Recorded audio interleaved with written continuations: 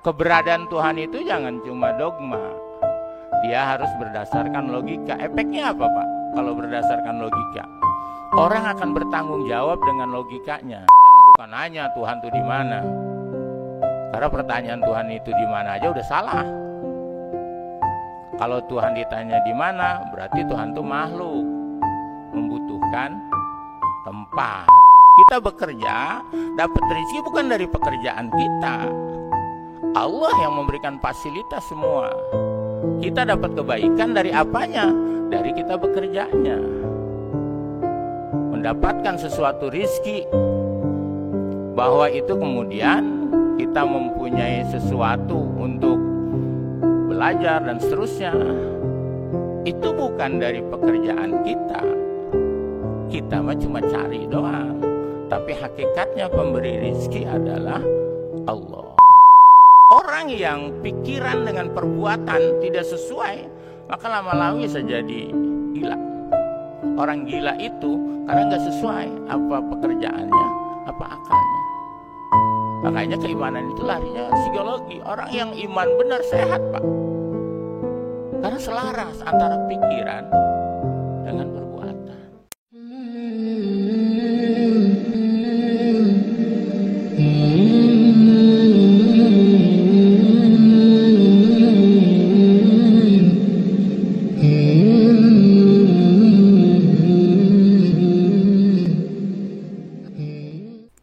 Assalamualaikum warahmatullahi wabarakatuh.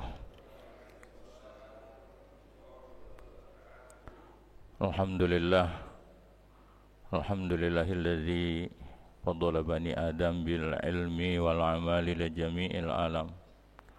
Salatu wassalamu ala sayyidina Muhammadin sayyidil arabi wal ajam wa ala alihi wa ashabihi ya nabi'il ulumi wal hikam wa ba'du. Bi barakatil Fatihah. A'udzu billahi minasyaitonir rajim. Bismillahirrahmanirrahim. Alhamdulillahirabbil alamin arrahmanir rahim maliki yaumiddin. Iyyaka na'budu wa iyyaka nasta'in ihdinas siratal mustaqim. Siratal ladzina an'amta 'alaihim ghairil maghdubi 'alaihim waladdallin. Pada pagi ini kita lanjutkan surat Yunus ayat 31. Temanya adalah tentang orang-orang Mekah menyekutukan Allah, musyrik. Jadi dalam bahasa Al-Quran, musyrik menyekutukan Allah dalam prakteknya adalah menyembah berhala. Bapak dan Ibu sekalian, ketika baginda Rasulullah SAW dibangkitkan menjadi nabi di Mekah dan berdakwah kurang lebih 12 tahun, beliau menghadapi 3 keimanan orang Mekah. Satu adalah penyembah berhala. Nanti dalam istilah Quran disebutnya asyirk. Orangnya namanya musyrik.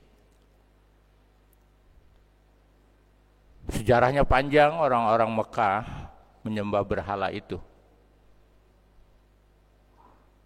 Beda dengan di Madinah. Kalau di Madinah bertemu dengan orang-orang yang sudah beragama, yakni orang Yahudi dan orang Nasrani. Dan orang musyrik ini menjadi maudhu, menjadi bahan baginda Rasulullah SAW berdakwah. Makanya tentunya baginda Rasulullah berpikir dengan bimbingan Allah bagaimana kemudian mementahkan kemusyrikan itu agar orang-orang Mekah tidak melakukan penyembahan berhala.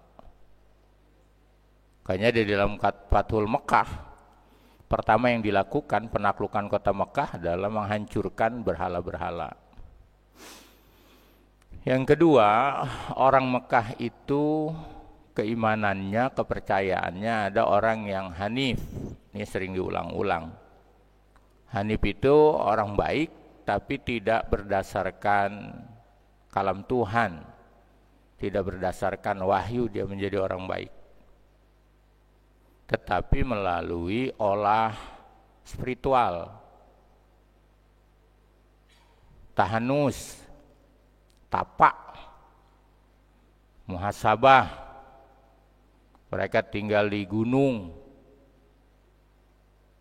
Lalu kemudian mereka itu di masyarakat kota Mekah menjadi orang-orang baik, tapi belum beragama, karena agama Islamnya juga belum ada, dan dia tidak beragama Nasrani atau tidak beragama Yahudi. Disebutnya orang-orang Hanif. Kalau Nabi itu yang disebut Hanif itu Nabi Ibrahim, Hanifan Musliman. Dia Hanif, dia orang baik, tapi sekaligus dia juga Muslim. Muslim itu adalah orang yang baik, menyembah Tuhan berdasarkan wahyu, berdasarkan kalam Tuhan. Ketiga yang dihadapi oleh baginda Rasulullah SAW di Mekah itu orang yang percaya dengan ad-dahr, masa, kematian, kehidupan, itu bukan Tuhan yang melakukannya, tetapi ad-dahr. Dahar bahasa Arab, bukan dahar bahasa Sunda. Dahar bahasa Sunda mah makan.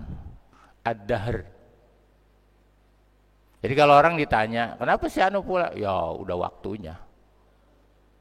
Tidak ada faktor Tuhan, mereka tidak percaya. Nah itulah keadaan keimanan atau kepercayaan orang-orang Mekah yang dihadapi oleh baginda Rasulullah SAW. Baginda Rasulullah SAW berkumpul hampir 12 tahun dengan orang-orang Mekah, berdakwah, mengajak secara perlahan dan terus, berdialog dan seterusnya. Salah satu juga yang menjadi penyebab orang-orang Mekah menyembah berhala, mereka punya asumsi bahwa berhala itu memberikan rizki kepada mereka. Kenapa orang menyembah kadang-kadang kepada selain Tuhan, dewa, macam-macam, dalam pikirannya mereka punya asumsi bahwa Tuhan-Tuhan itu memberikan rizki kepada mereka. Bagi orang-orang muslim mungkin merasa aneh kalau ada orang menyembah berhala, karena keimanannya kepada Allah Subhanahu wa taala. Tapi bagi orang yang bukan muslim, menyembah berhala dan seterusnya mereka lakukan turun-temurun, dan mereka merasa ada manfaatnya menyembah berhala itu, Pak. Salah satunya adalah memberikan rezeki. Nah inilah pada pagi ini dalam surat Yunus bagaimana kemudian dakwah, retorika, logika baginda Rasulullah berdakwah kepada orang-orang yang punya keyakinan seperti itu. Kehidupan, kematian, memberikan rizki. Kata Allah, kul, katakan oleh engkau Muhammad, man, siapa? Yarzuku, yang dia memberikan rizki kum kepada kalian. Minas samai wal ard. Di mana rezeki itu bersumber dari langit dan bumi. Kalau ditanya kepada orang musyrik Mekah, siapa yang memberikan rezeki? Mereka melihatnya secara perasaan atau secara indrawi. Dia menyembah Lata, Uzza, dia punya keperluan, kemudian dia sembah Lata, Uzza. Lalu beberapa hari misalnya, tujuannya itu tercapai menurut dia.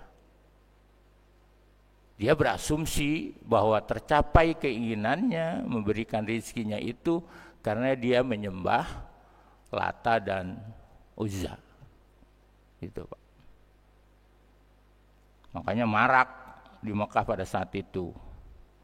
Mayoritas orang-orang Mekah itu penyembahannya penyembah berhala.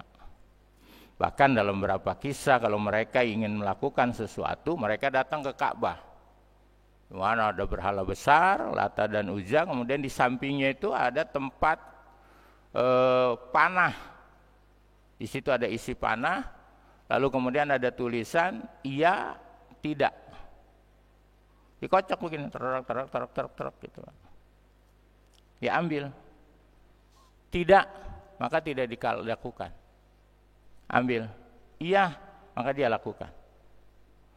Dia berasumsi iya tidaknya itu adalah petunjuk dari Lata dan Uzza. Logikanya begitu, Pak. Karena orang-orang Mekah, Tuhan dia asumsikan sesuatu yang bisa dideteksi dengan panca indera oleh indera kita. Entah itu dia merasakan sesuatu, dilihat. Bahkan orang dulu masih merasa kalau Tuhan itu suka ditanya, di mana Tuhan itu? Kewajiban kemudian para ulama Islam, Tuhan itu tidak bisa dirasakan oleh panca indera, tapi keberadaannya harus sesuai dengan logika. Hanya ada ilmunya sendiri, Pak. Namanya ilmu logika. Kalau di pesantren namanya ilmu mantik. Allah ini ada, jangan ditanya adanya di mana. Karena di alam dunia, Bapak mengatakan ada sesuatu ada dengan panca indera Bapak, rasakan ada, tapi kadang-kadang kita nggak tahu adanya di mana. Contoh kecil aja, Ibu, ini air nih, saya campur gula, airnya semua manis. Kalau saya tanya manisnya di mana, Pak? Di atas apa di bawah? Manisnya. Itu aja, padahal bisa dirasakan oleh panca indera, tapi tempatnya kita nggak tahu. Apalagi Tuhan yang tidak bisa dirasakan oleh panca indera dari tubuh. Tuhan bisa dirasakan oleh dengan ruh kita melalui akal. Jadi jangan suka nanya Tuhan itu di mana. Karena pertanyaan Tuhan itu di mana aja udah salah.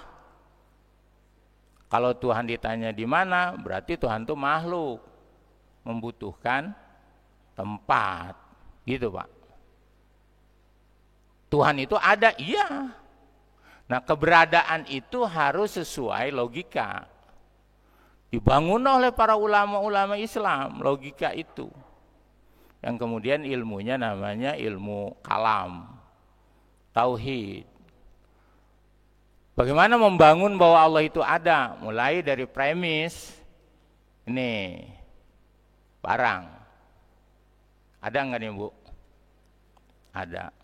Dia ada dengan sendirinya atau ada yang buat? Pasti ada yang buat.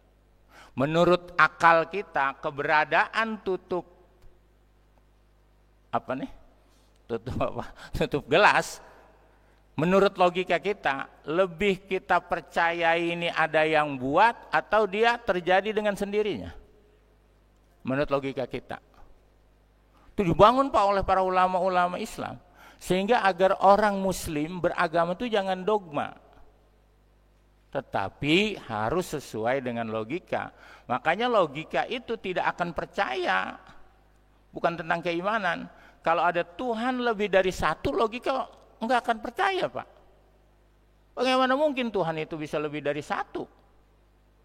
Kalau bahasa Qur'annya, kalau iman yang ngomong, lafaz sadata, langit dan bumi pasti akan hancur kalau ada Tuhan lebih dari satu. Dia berantem dulu tiap hari.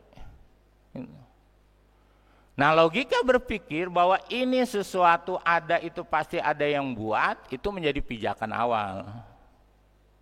Maka logika kita berpikir, jadi segala sesuatu yang ada tuh ada yang menciptakan. Barulah ditarik kemudian. Adanya alam dan seterusnya, menurut logika pasti ada yang menciptakan. Itu, Pak.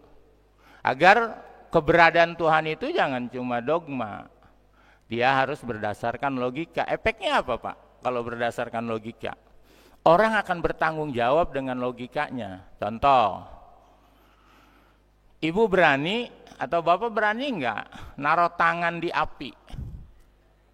Kenapa enggak berani? Ya karena terbakar kan? Karena dia akan terbakar. Dari mana taunya terbakar? Ya dari pengalaman. Buktinya dia rasakan tangan dia taruh, panasnya.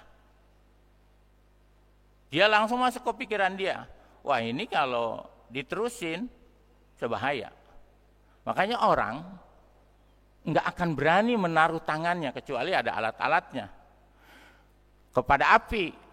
Dia lakukan terus, dia rasa, dia lihat dan seterusnya, maka kemudian menjadi keyakinan. Keyakinan itu namanya akidah.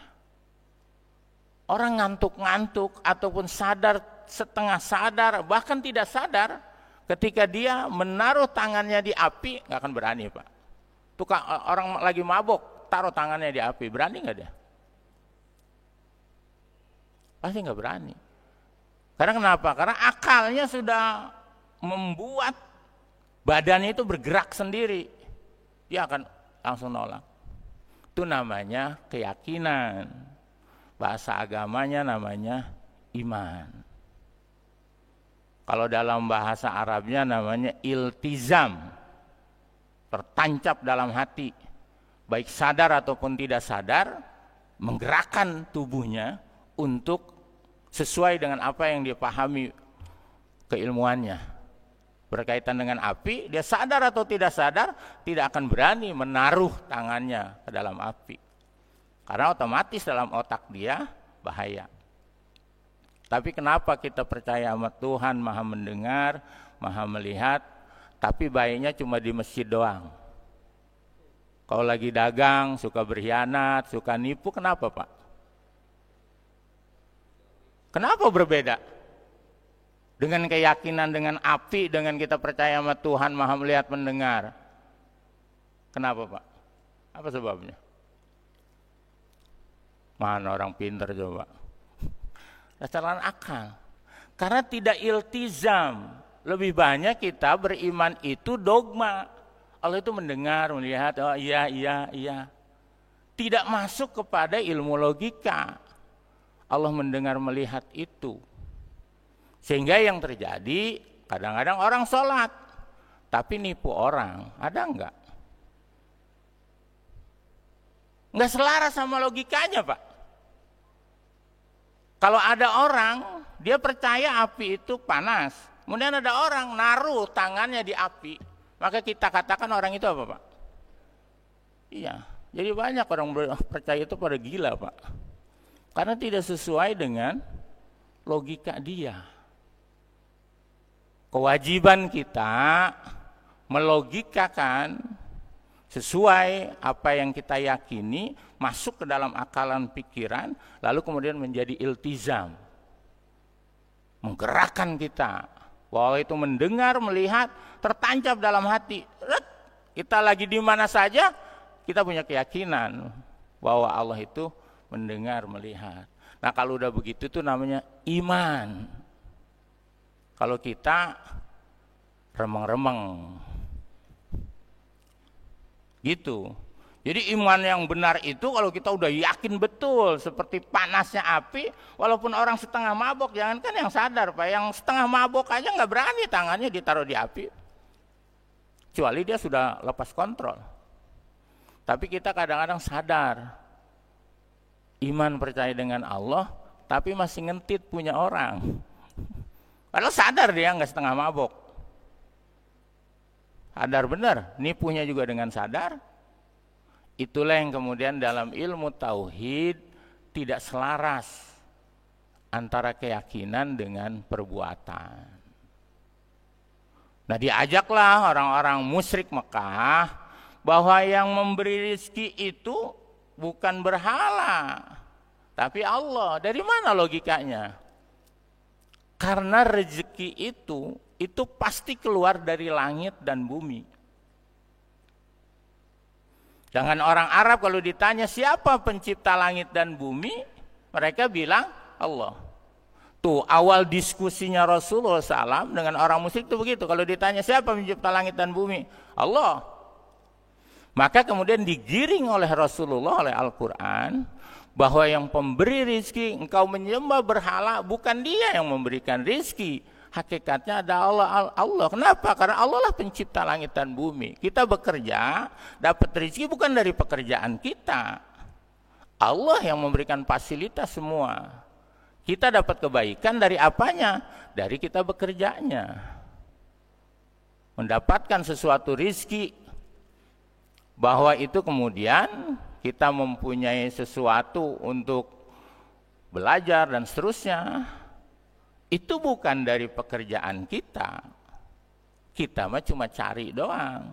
Tapi hakikatnya pemberi rizki adalah Allah. Orang-orang penyembah berhala, yang kalau engkau menyembah Lata Uzza itu bukannya Lata dan Uzza yang memberikan rizki, karena yang memberikan rizki secara kasat mata adalah langit dan bumi. Apalagi pada zaman itu masih sederhana orang. Jualan paling jualan korma, belum ada yang dibentuk macam-macam. Ditanya, korma itu tumbuhnya di mana? Di bumi. Bumi siapa yang nyiptain? Allah. Berarti kalau kamu jualan siapa yang ngasih rezeki? Gitu. Jadi jangan disangka beriman itu dogma. Iman yang kuat harus berdasarkan logika. Hanya dibuat buku itu besar-besar oleh para alim ulama, Pak. Formulasi sederhana yang ibu-ibu hafal. Tuhan tu wujud, qidam, baqa, muhalafatu lil hawadisi, qiyamuhu binafsihi. Dan seterusnya. Formulasinya adalah sifat 20. Sifat 20 itu Allah itu ada, gitu. Adanya kayak tadi tuh, nggak usah ditanya di mana adanya. Karena keberadaan Allah itu bukan secara panca indera, tetapi menurut logika. Mesti ada Tuhan itu. Kalau nggak ada, buktinya ini ada. Emang kamu yang menciptakan bulan? Kamu ciptain bulan? Bukan. Terus siapa yang ciptain bulan? Nggak tahu ya siapa? Tuhan. Gitu. Jadi keimanan yang sempurna adalah keimanan yang digiring berdasarkan logikanya. Cuma tidak semua orang bisa berpikir dengan menggunakan logikanya, Pak. Kadang-kadang mumet mikir logika, mah. Kadang-kadang secara umum orang udah percaya aja Allah itu ada. Dan kadang-kadang orang yang suka enggak berpikir nanyanya aneh-aneh, Tuhan di mana gitu. Kalau Tuhan mah enggak boleh ditanya. Ibu-ibu berdoa ya Allah, suka ngelihat ke atas tuh. Ibu jangan pernah meyakini Allah di atas.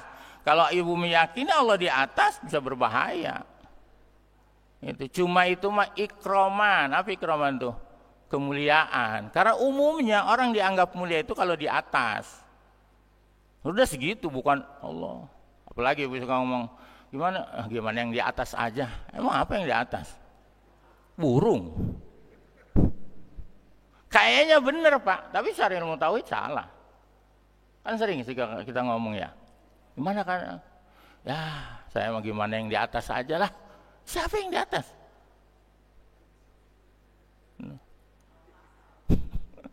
Di atas siapa? Boleh ngomong itu, boleh, asal sifatnya bukan meyakini Allah keberadaan, tapi hanya ikroman. Saya sering bilang sama ibu, bapak-bapak, ini kalau berdoa, begini boleh nih Pak. Cuma jadi aneh. Gitu. Orang nunduk ke bawah berdoa, boleh, tapi aneh jadinya. Karena kenapa?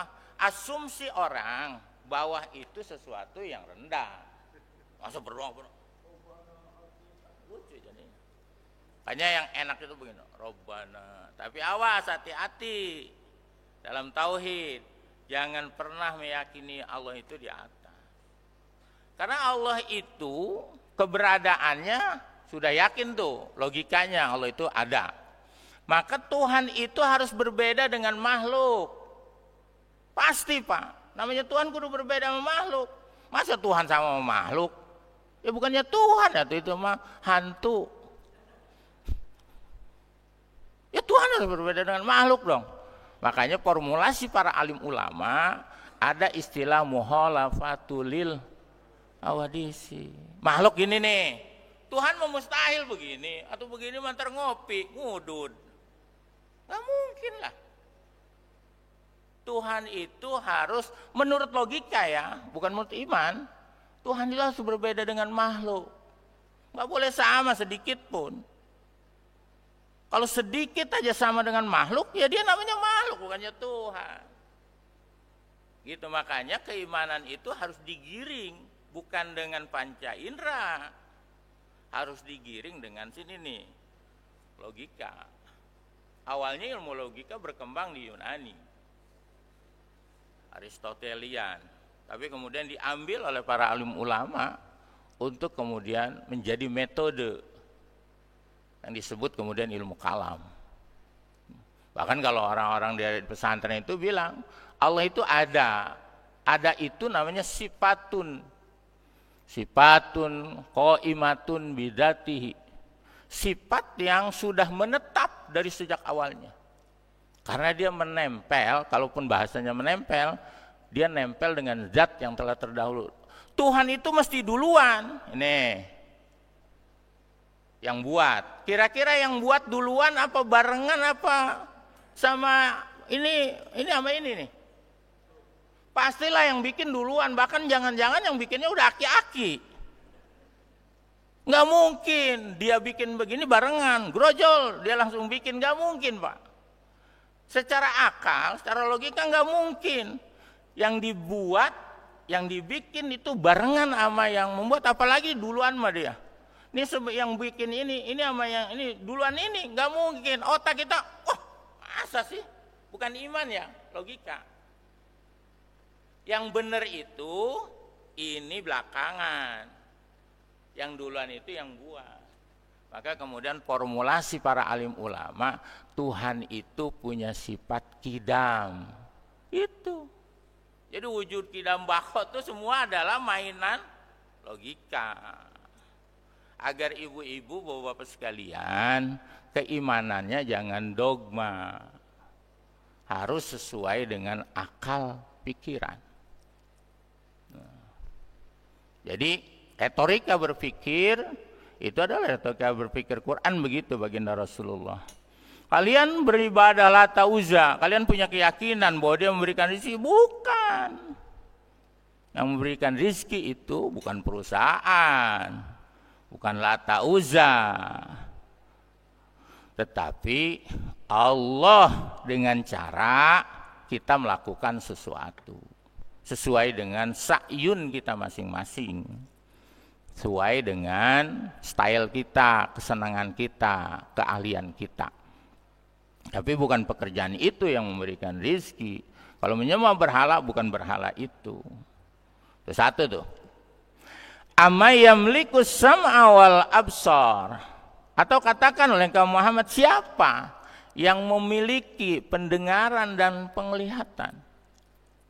Hakikat. Sama Allah itu kalau dalam Quran maha mendengar, maha melihat secara iman. Tapi secara logika memang Tuhan itu kudu mendengar melihat Pak. Masa Tuhan lolong? Masa Tuhan buta? Menurut logika ibu lebih dimengerti, menurut akal pikiran, Tuhan itu melihat mendengar atau Tuhan itu budak? Menurut logika, jangan keimanan. Menurut ibu nih, lebih bisa dipahami oleh akal pikiran kita, Tuhan itu melihat atau Tuhan itu buta? Tuhan itu mendengar atau Tuhan itu budak? Nah, keyakinan itu mestinya menjaga kita untuk taat kepada Allah. Karena secara logika, masa kita percaya sama Tuhan mendengar melihat tapi kelakuan kayak Tuhannya buta? Masa kita percaya bahwa api itu panas membakar, masa tangan kita ditaruh di api? Pasti kita bilang orang, ya. Jadi sebetulnya orang ketika kemudian sudah percaya Allah maha mendengar, maha melihat, tapi kelakuannya tidak sesuai dengan itu, rata-rata ada penyakit kejiwaan Pak. Psikologi Pak.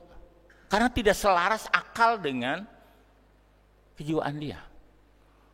Kalau dipelihara terus, ya nggak sehat mentalnya. Orang yang pikiran dengan perbuatan tidak sesuai, maka lama-lama bisa jadi gila. Orang gila itu karena nggak sesuai apa pekerjaannya, apa akalnya. Makanya keimanan itu larinya psikologi. Orang yang iman benar sehat Pak. Karena selaras antara pikiran dengan perbuatan. Halo? Itu. Jadi beragama tuh begitu. Caranya banyak. Ada orang caranya bisa sampai ke situ tuh dengan ibadah. Tapi kalau cara ibadah sudah ngerepin pahala, nggak akan sampai ke situ, Pak. Karena nggak pernah berpikir beribadah. Asal udah tahajud, oh, pahala gue udah banyak nih. Baca Quran. Nggak pernah berpikir ya. Tidak semua orang yang tahajud, baca Quran, kemudian sampai keimanannya sesuai dengan logikanya. Kata Sayyidina Ali, ada orang beriman tuh jual beli. Ngerjain sesuatu untung gue apa? Bukan tentang pengabdian kepada Tuhan. Kata Allah katanya, siapa yang memiliki pendengaran penglihatan? Maka kata Rasulullah, fasa mereka juga bilang Allah. Terus waman yukhrijul hayya minal mait, dan siapa orang yang mengeluarkan dari yang hidup menjadi mati atau merubah dari yang mati jadi hidup, siapa? Fasayakuluna, maka mereka bilang Allah. Kalau itu tahu sih kelakuan nggak begitu sih? Gitu. Dan Bapak jangan pernah punya asumsi Allah itu Tuhan kita. Allah itu dikenal oleh orang Arab sebelum Islam datang, Pak. Cuma bedanya mereka percaya dengan, kalau ditanya siapa Tuhan, Allah. Tapi mereka kalau beribadah enggak langsung ke Tuhan. Dia dipotong kepada makhluk yang kemudian berhala. Gitu. Jadi jangan punya asumsi kalau udah Allah aman. Allah doang mah. Orang musyrik Mekah juga sama Allah, Pak. Tetapi di dalam pikirannya orang Arab tuh harus berbeda dengan kita yang Muslim. Kalau kita percaya bahwa Allah itu maha kuasa, maha mendengar, sesuai ya tuh dengan apa yang kita pahami menurut logika. Kalau kita percaya bahwa Allah itu mestinya menurut logika, bahwa Allah itu mestinya lebih menurut akal tuh kayaknya Allah mendengar dah. Masa Allah buta sih? Akal kita langsung menolak. Masa Tuhan buta sih?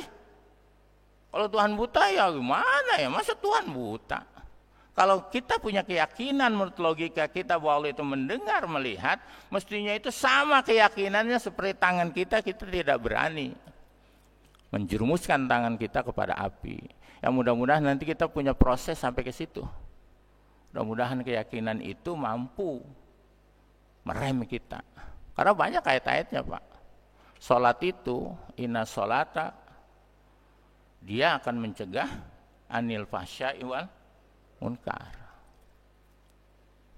Bukan hanya dogma, bukan hanya ritual, tetapi dia harus punya efek. Bagaimana caranya efek? Dia harus masuk logika dulu. Karena kalau sudah sesuai dengan logika, dia akan mengendap, Pak.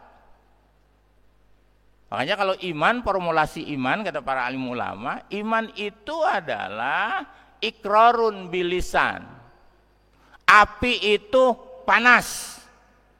Setelah itu gimana? Setelah itu diucapkan dengan lisan, tasdikun bil qalbi, masuk ke hati. Iya. Kata hati kita, benar, api itu panas. Dari mana taunya? Ya, saya lihat, saya rasakan. Dan seterusnya masuk ke dalam hati keyakinan. Setelah itu bergerak tuh. Makanya iman itu kemudian af'alun bil arkan. Action dengan apa yang dia yakini. Itu iman. Jadi iman itu masuk dulu, diomongin, masuk ke dalam hati, dalam pikiran, lalu menjadi sebuah keyakinan, kita bergerak. Itu namanya iman. Dan retorika keimanan logika ini oleh Rasulullah betul-betul menjadi sesuatu kekuatan dalam berdakwah. Makanya Nabi itu kudu patonah, Pak. Ini cerdas, jangan pelanga-pelongo. Masa Nabi pelanga-pelongo? Nggak bisa diajak diskusi atuh.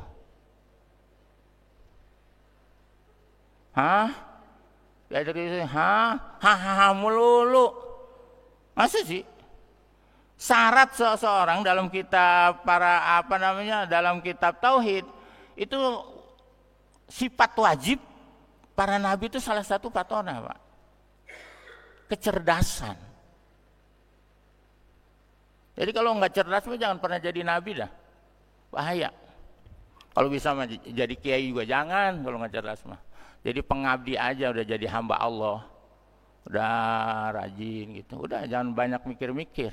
Tapi kadang-kadang yang banyak nanya itu yang tadi tuh, kepikirannya nggak kesampaian, tapi nanyanya banyak, dijelasin bukan ngerti malah mumet. Banyak yang begitu. Jadi para nabi itu syarat wajibnya gitu, Bu. Apa namanya? Satu, harus sidik, amanah, patonah, itu tabligh. Jadi nabi itu karena kenapa? Mengajak orang itu membutuhkan kecerdasan, diskusi dan seterusnya. Rasulullah mah diajarin langsung oleh Allah. Dalam logikanya, bagaimana kemudian diskusi dengan orang Yahudi? Dikasih bahan-bahannya dulu, Pak, sama Allah. Diceritakanlah kisah Musa, karena akan menghadapi Yahudi nih. Diceritakanlah kisah Musa dari awal ibunya lahir, sebelumnya juga ada Fir'aun dan seterusnya, sebagai sunatullah untuk masuk ilmu itu. Jangan ngajakin orang Yahudi pas diajak diskusi, emang Musa siapa? Ya, siapa ya? Saya nggak tahu. Oh, masa begitu Nabi? Jadi seseorang yang mengajak orang kepada kebaikan harus update. Apa ya, Bapak sekarang jadi ustadz tuh kudu banyak baca. Jangan mau jadi ustadz banyaknya wiridan mulu, baca, update logikanya dan seterusnya. Kalau ingin mengajak orang, kalau banyakkan wiridan, mantar jadi tukang tiup, Pak. Ada orang diajak keimanan harus update ilmunya, belajar, baca buku dan seterusnya. Sebagaimana baginda Rasulullah dikasih update terus pengetahuan. Ketika kemudian menghadapi orang Nasrani, diberitahu oleh Allah, di-upgrading pengetahuannya. Siapa itu Isa, bagaimana silsilahnya, tentang Ali Imran dan seterusnya, sampai dia besar. Sehingga ketika ada diskusi dengan orang Nasrani, dia tahu, nyambung. Jangan diajak diskusi, aduh apa ya, saya emang nggak tahu, masa Nabi begitu, nggak keren amat. Jadi Nabi dan Rasul itu ya dibimbing oleh Tuhan dengan update pengetahuan, sekaligus ya harus punya patona, punya kecerdasan. Banyak baca buku, dibantu dengan kecerdasan intelektual. Kemudian kata Allah, wa may yudabbirul amra, kira-kira siapa yang ngurus urusan kamu dalam dunia? Orang Mekah tuh pas saya kuluna, maka mereka berkata tuh ada akannya nanti lama, atau sekarang dekat. Kemudian di depannya ada ya, belakangnya ada waw nun, itu artinya banyak. Mereka akan berkata, mereka siapa? Yaitu orang-orang Mekah bilang, ditanya sama Rasul, siapa yang memberikan rizki dari langit dan bumi? Siapa yang punya pendengaran penglihatan? Siapa yang menghidupkan yang mati? Yang menghidupkan yang mati atau yang mematikan yang hidup? Dan siapa yang mengurus urusan kamu? Fasayakuluna. Maka mereka bilang, Allah. Jawabnya benar, tapi kok kelakuan nggak benar sih? Ah gitu tuh. Kok nggak selaras sih dengan pekerjaan? Itu yang kemudian dalam bahasa Quran disebutnya dia orang-orang musyrik. Percaya Allah yang memberikan rizki, tapi penyembahan kepada bukan Allah. Fakul, maka kata Allah begini, fakul, jawab oleh engkau Muhammad. Kul itu dari kola fil amr, maka jawab oleh engkau Muhammad, afala tattaqun. Kalau kalian sudah tahu begitu, kalian kemudian mengingkari, apa enggak takut kalian? Dengan Allah yang maha mendengar, Allah maha melihat, tapi kalian kelakuan seperti apa, kalian enggak takut apa? Gitu. Afala tattaqun. Yang paling banyak afala takilun. Kagak punya otak apa? Oh gitu. Kalau bahasa Betawi begitu, Pak. Ngikutin kalau bahasa Quran itu ada rasa bahasanya kalau dengan sastra. Itu apalah takilin itu begitu kalau masuk pasnya mah. Kalau kata orang Betawi, kagak punya otak apa? Gitu. Kan rada-rada kasar ya. Tapi yang begitu, Pak. Kalau sudah masuk rasa beragama. Kalau diterjemahkan apalah takilun, apakah kalian gak berakal? Hambar aja Pak. Tapi kalau ngomong kagak punya otak dah, lain tuh Pak. Bahasa tuh begitu. Kenapa orang kadang-kadang orang ngomong marah kenapa? Karena ada bahasa yang dia tangkap kayaknya nggak enak nih orang nih, menyinggung perasaan. Itu. Hanya hati-hati ngomong tuh. Apalagi pakai bahasa Indonesia kan kita udah paham semua. Karena bahasa kita. Kalau bahasa Arab mah mau apalah takilun, apa juga nggak kerasa buat ditanya. Orang kita terjemahan doang. Apakah kalian tidak berakal? Hambar. Coba kalau diterjemahin kayak tadi, kita langsung tersentak. Kagak punya otak dah. Apa kalian nggak berakal? Apalah tatakun? Nggak takut dah. Kata orang Serang begitu. Nggak takut dah. Allah maha segala-galanya begitu. Dan kalian percaya menurut logika bahwa Allah itu mendengar, melihat, tapi kelakuan masih begitu. Bahwa Allah yang memberikan rizki, tapi kalau kelakuan kalian begitu. Maka kata Allah dikoreksi, fadzalikum, yang demikian itu apa tuh? Mau mendengar, mau melihat, yang ngurus urusan. Al-Quran bilang yang begitu itu Allah. Allah itu siapa? Rabbukum, Tuhan kalian. Makanya kalau dalam ilmu teologi, ilmu kalam, atau ilmu tauhid, pembahasan dalam pandangan Ahlussunnah wal Jamaah itu dibagi dua. Satu yang sifatnya ketuhanan, ilahiyah. Wujud, qidam, baqa, muhalafatul lil hawadisi, kita wajib, sifat mustahil, sifat jaiz. Kemudian kalau yang kedua adalah kajiannya tentang nubuat, kenabian. Nabi itu harus punya sifat wajib 4. 1, sidik, amanah, batonah, tabligh. Ada yang mustahil juga 4. Ada yang jaiz, bahwa Nabi itu harus diposisikan tetap jadi manusia. Ada sifat basariyah, nggak boleh. Namanya Nabi itu naik jadi Tuhan, nggak boleh. Kapan tuh manusia jadi Tuhan? Waktunya kapan? Secara logika nggak mungkin ada manusia kemudian naik jadi Tuhan, nggak mungkin. Logikanya langsung nolak. Masa sih? Gitu. Logika bukan iman Pak ya. Kan kita punya otak, punya pikiran. Menurut pikiran kita bagaimana mungkin awalnya jadi dari manusia kemudian jadi Tuhan? Nggak mungkin lah. Otak yang waras nggak mungkin nerimanya. Ya Tuhan ya Tuhan. Kecuali kita dari kecil jadi tua, wajar itu mah. Masa dari manusia jadi Tuhan? Akal yang sehat nggak nerima. Bukan iman ya, logika. Makanya Nabi itu punya sifat jaiz. Sifat jaiz itu apa? Kemanusiaan. Sehebat apapun dia tingkatnya di hadapan Allah, dia harus tetap manusia.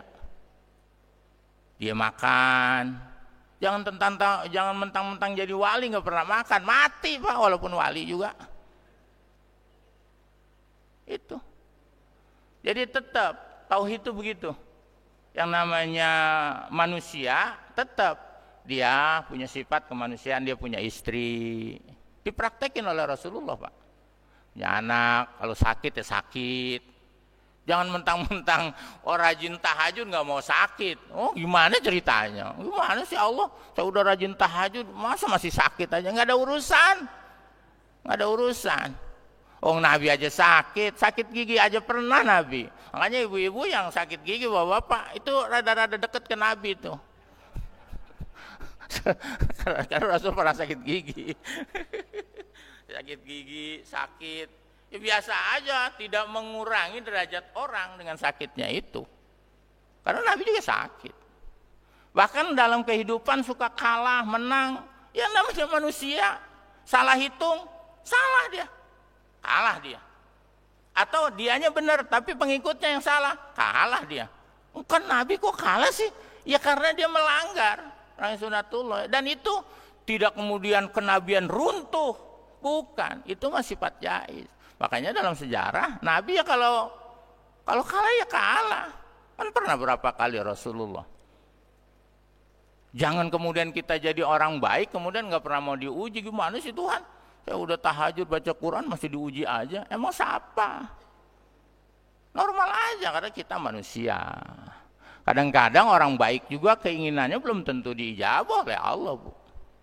Kita sebaik apapun, keinginan kita itu belum tentu apa yang kita inginkan lagi diijabah oleh Allah. Misalnya, kenapa bisa begitu? Untuk menjaga alam semesta ini, Pak.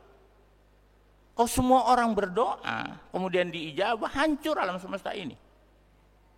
Apa nih? Orang baik semua. Ya Allah, jadiin saya kaya. Diijabah semua kaya semua.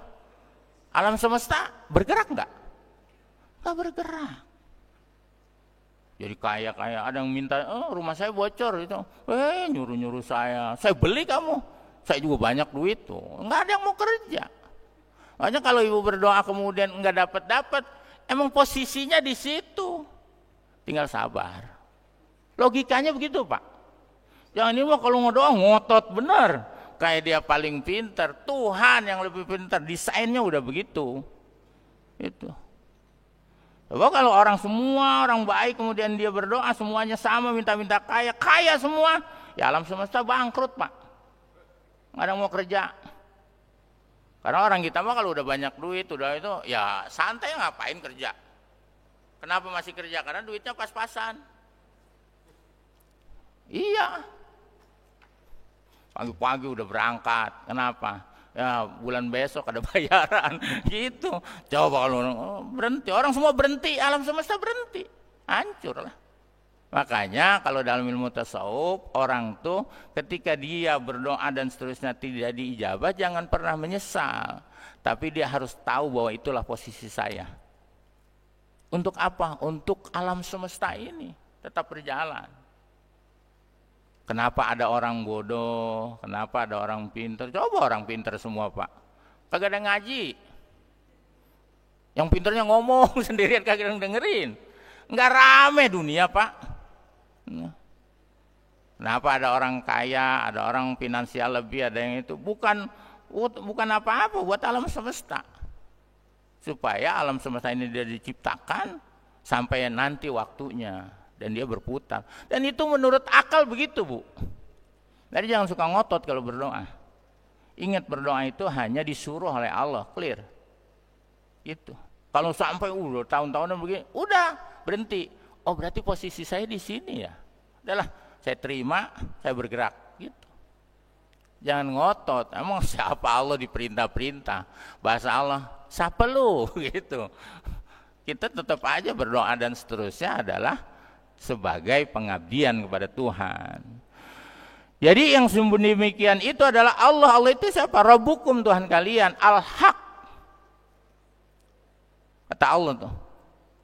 Maka kalau sudah kalian percaya menurut logika bahwa Allah itu tadi mendengar, Tuhan itu melihat dan itu benar, maka kata Allah gini, famadza ba'dal haqqi ila dhalal. Kalau sudah Tuhan Allah itu benar, maka selainnya itu dolal. Jadi ada yang hak, ada yang dolal. Dolal itu endolin. Dolal. Bahasa Jawa, Pak. Dolan. Kayaknya bahasa Jawa dolan itu dari bahasa Arab. Kayaknya orang Jawa banyak orang Arab kayaknya. Dulu dolan. Dolan dolin. Mau kemana? Dolan-dolan. Orang jalan-jalan itu tersesat ya. Dolan tuh orang yang pergi nggak tahu jalan. Dolan. Kita terlahir ke alam dunia tapi kita nggak tahu tujuan. Itu dolan namanya.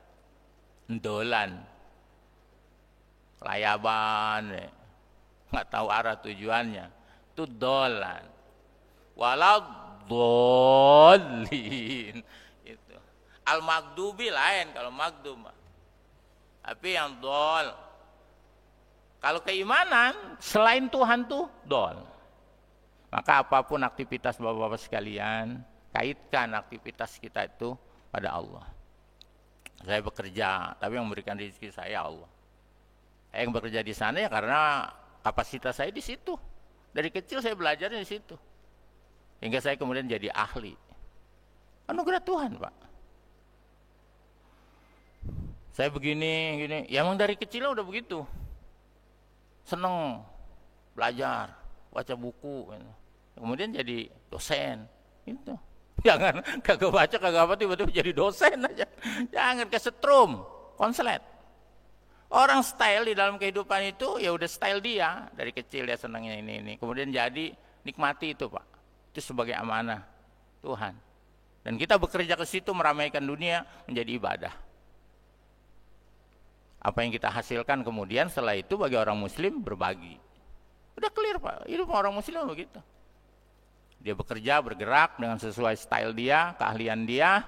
Setelah dia menghasilkan sesuatu, ada kelebihan, wa mimma razaqnahum yunfikun. Dia berbagi dengan orang lain. Udah orang muslim begitu, itulah orang muslim soleh. Orang muslim soleh itu begitu. Nanti ada lagi selain soleh tuh, muslih, muslihun. Kaum muslih lebih tinggi dari soleh. Kalau muslih mah, kalau dia mengerjakan sesuatu, kita bekerja pada sesuatu dengan style kita lakukan dengan optimal banget, itu udah muslih namanya. Kreatif dan seterusnya, muslih orangnya. Atau muhsin, orang-orang yang selalu memperbaiki diri terus, bukan memperbaiki diri ini, bukan skill kemampuan macam-macam terus berhari-hari kita tambah, makin bertambah hari semakin tambah kita kemampuan kita. Itulah orang-orang muhsin, orang-orang muslih, orang-orang muhsin. Orang muslim kalau punya pemahaman begitu, kita akan tunggu Pak, muslim itu menjadi orang-orang yang kekuatan yang luar biasa. Jangan dikecil-kecilin makna-makna agama tuh. Orang soleh kalau udah di masjid aja soleh dia, padahal bukan soleh namanya, Mas'ud namanya. Jadi kesolehan itu bukan hanya kita disempitkan dengan kita berada di masjid. Soleh itu seyogianya menggambarkan bahwa kita percaya dengan Allah dalam pikiran kita, lalu kita bergerak. Shadaqallahul azim. Kadzalika haqqat, demikianlah kebenaran itu. Kalimatu rabbika alal ladzina fasaqu. Ketetapan Allah itu begitu, bahwa Allah itu mendengar, melihat dan seterusnya. Yang mengurus urusan kita adalah Allah. Kalau itu sesuai dengan logika kita, maka kita bergerak dengan sesuai pikiran kita. Sebagaimana kita tidak berani menaruh tangan kita ke dalam api. Karena otak kita, rasa kita, indera kita mengatakan jangan. Karena itu akan membakar tangan kita. Jangan lakukan itu. Nanti Allah akan mengancam kita. Bi barakatil Fatihah. A'udzubillahi minasyaitonirrajim. Bismillahirrahmanirrahim. Alhamdulillahirabbil alamin arrahmanir rahim maliki yaumiddin. Iyyaka na'budu wa iyyaka nasta'in. Ihdinas siratal mustaqim. Siratal ladzina an'amta 'alaihim ghairil maghdubi 'alaihim waladdallin. Kafaratul majlis. Subhanakallahumma wa bihamdika asyhadu an la ilaha illa anta astaghfiruka wa atubu ilaik. Mohon maaf. Assalamualaikum warahmatullahi wabarakatuh.